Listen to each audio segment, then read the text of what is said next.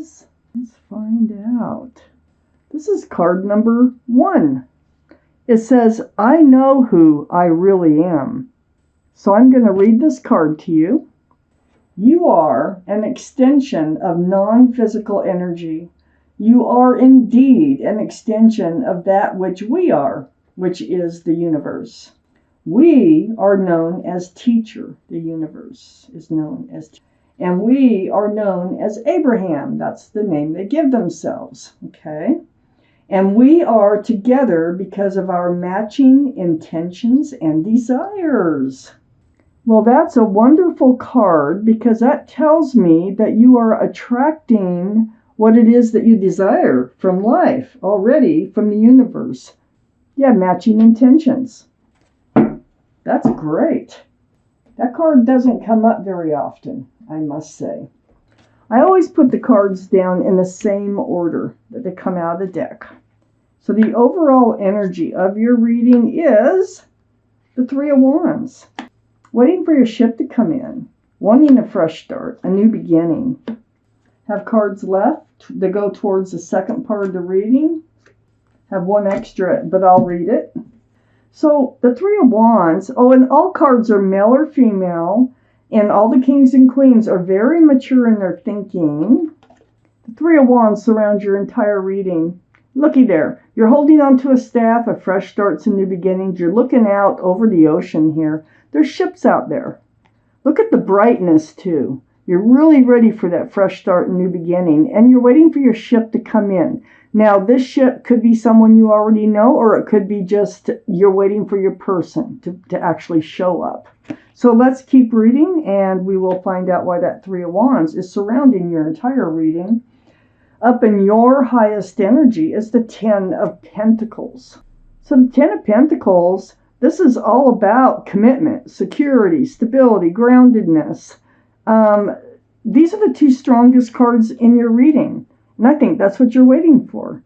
You're waiting for a grounded, solid, stable commitment with someone that can last. And you think they're still out there. They're on a ship, and you're waiting for them to come in.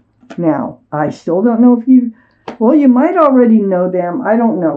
Let me keep reading. I have the Knight of Pentacles next to the Ten of Pentacles.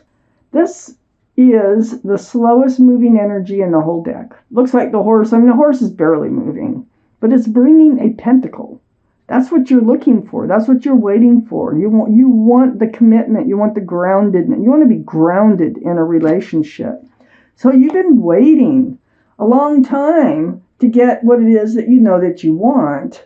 You've also been trying to stay balanced over this. Look at you holding those pentacles. You're standing on one leg. You're trying to stay balanced. You're trying to make a decision on which way to go. Which way should you topple over, So, you're trying to stay balanced while you wait for this pentacle to come in. And you are so anticipating for this to come in. I have the Knight of Wands right under the Ten of Pentacles and right next to the Three of Wands. So the Knight of Wands, I think you do know this person. Let me look around. Yeah, I think you know this person for most of you already. And I think it's someone who's ran in and out of your life. They give you hopes for a fresh start, new beginning, and then they run out with the Staff of Passion, male or female. So I feel like you're waiting for them to return.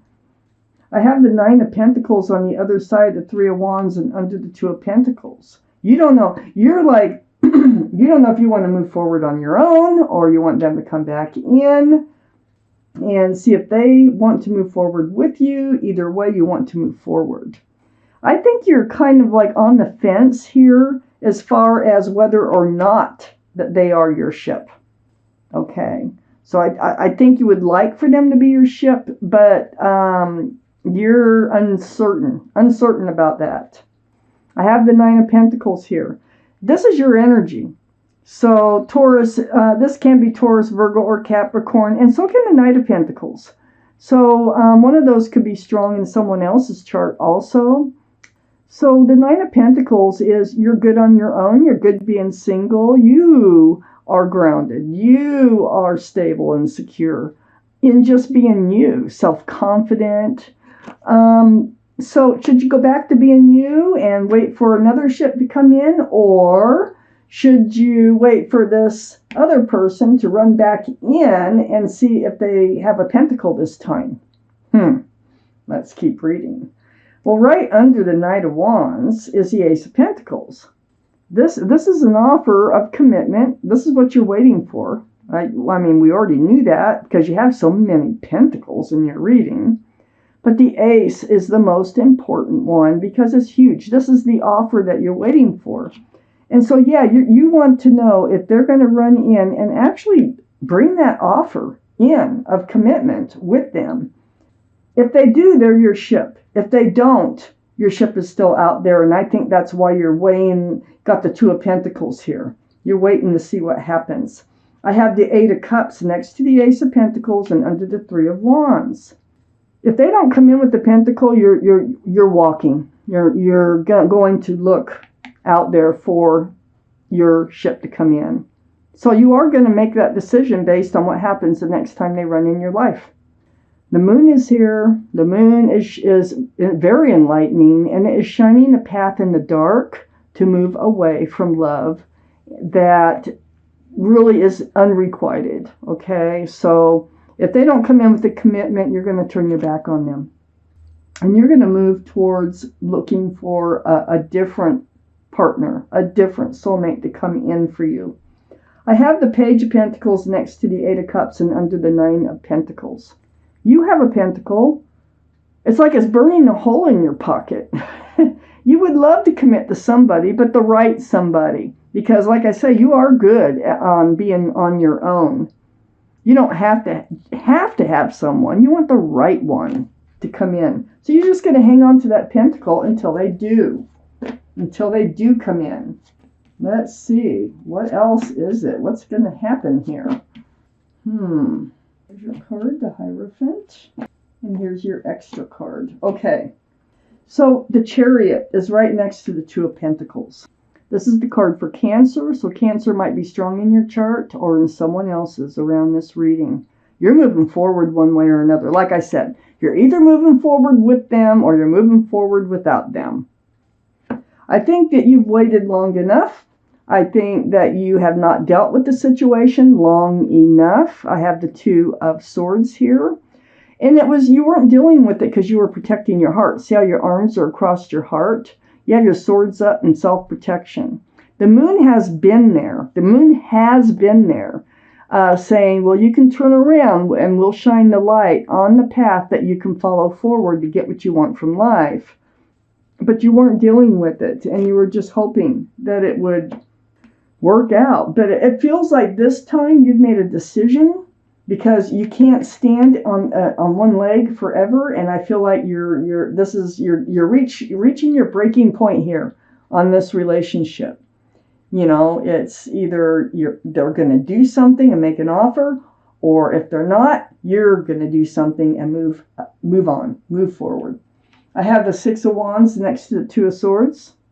This is the card for success in love. You want to be seen as a couple. See all those wands coming up in the background? Those are people who love and care about you, celebrating your love for each other. That wreath right there, that can symbolize engagement. So this is the card for success in love. And this is what you were so much hoping for. This is why you weren't dealing with it, because you were hoping that this would turn into success in love, but the Pentacle has not come in yet. I have the Seven of Wands under the Chariot next to the Nine of Pentacles. So there are those wands again. These are all people who love and care about you. You have your own wand. So everybody's got an idea about how you should handle this situation, but you're going to do it on your own. You may, use some of the ideas from some of these people. You may feel bombarded by ideas, but you're going to have your own, and you're going to do it your way. I have the Six of Pentacles because, you're very self-assured. You do have your own staff. You're holding it here. I have the Six of Pentacles next to the Seven of Wands and under the Two of Swords. So, yes, you feel breadcrumbed because they run in and out of your life and they're just not contributing to this relationship as you would wish that they would do. So you were ignoring that for a while. You're very much aware of that now in this reading. And then I have Temperance. And Temperance is the card for Sagittarius. So Sagittarius might be strong in someone's chart around this reading. But Temperance is right under the Six of Wands, the card for success in love, and next to the Six of Pentacles. Well, Temperance is your guardian angels and spirit guides, and their job is to help you be tempered. So they want you to be grounded. You're not very grounded as the Two of Pentacles, okay? Because you're normally a very grounded person. They want you to be balanced. You're not balanced. You're out of balance. They also want you to be patient to get this Six of Wands, to have the success in love. They know that the Six of Pentacles energy is driving you insane and you're ready to walk. So we need to see what happens with that Knight of Wands once they come back in. I have the Hierophant under the Seven of Wands next to the Page of Pentacles. Yes, you're ready to offer a pentacle to the right person in order to have a grounded, long-lasting, committed relationship. This is a very spiritual card. It's about traditional values, traditional morals. It's also a card for marriage. Wow. So you have it, you know, you want it, but are you going to get it from the Knight of Wands? I do not see that happening.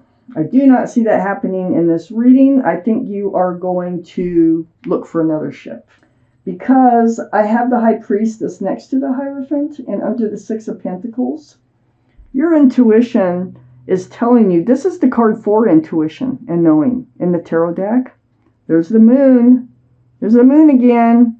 And it's trying to enlighten you. It's saying, you know what? Follow your heart. Follow your head. Let your gut speak. Listen to what yourself is telling you. Because you have a lot of answers right within you. So you're going to figure out what to do and how to handle this situation.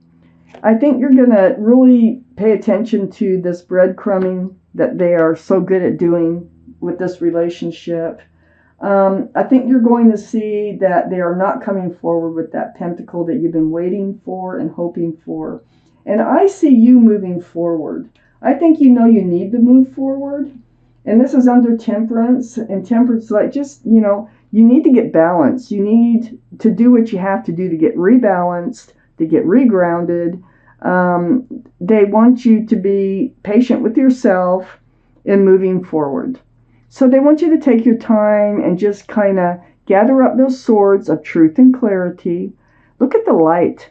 That's where you want to go, into the light, away from the stormy skies and the dark waters. It takes work. It takes time with this card. You're pushing the boat with a pole, but it's the more truth, the more clarity that you gather up, the further you can get, and the closer you get to that fresh start, that new beginning, where your ship is. Your ship is out there. Now, you're wondering, why did I have to go through all this for it to turn into nothing? It may feel like nothing. It may feel like a waste of time. But this has all been a spiritual lesson for you. There's your answer right there. So the Judgment card, your guardian angels and spirit guides, again, are all around you, blowing that horn down on you. You're waking up to a spiritual lesson. And this spiritual lesson has to do with remembering what you want, who you are, what's going to make you happy, what's not going to make you happy, and actually being able to take charge of your life and trust and believe in your own intuition, in your own self, in moving forward. And that is what is happening. I think it took a while for you to realize that you can trust and believe in yourself, your gut feelings, okay? And you're just going to do it. And you have learned a lesson. Now, when you learn a spiritual lesson, you're usually rewarded by the universe. But for the month of May, I feel like you're getting through it in the month of May. So I'd really like to see what happens in June for you. But timing is not there yet. We're not into June yet. I can't read that. But I can do personal readings and take a look at the next few months. So, oops, there's your card. There is your card. This is your message from your guardian angels and your spirit guides. It is card number 13. It says, letting go. I'm going to read it to you. Releasing the past can seem like a challenge, but it can also be liberating. Your angels will help you let go so that you can fly higher than ever before. Endings always herald new beginnings. Choose to allow this situation to lead you to a more joyful life. Change your life by changing your thoughts. So remember, in the law of attraction, so you must be doing it. You must be in the process of it, because we did have the universe card, and you are thinking in the lines of what you want. Keep thinking that way so that you attract what it is that you want. But this card is saying that you'll be letting go of this past relationship and moving forward. Wow.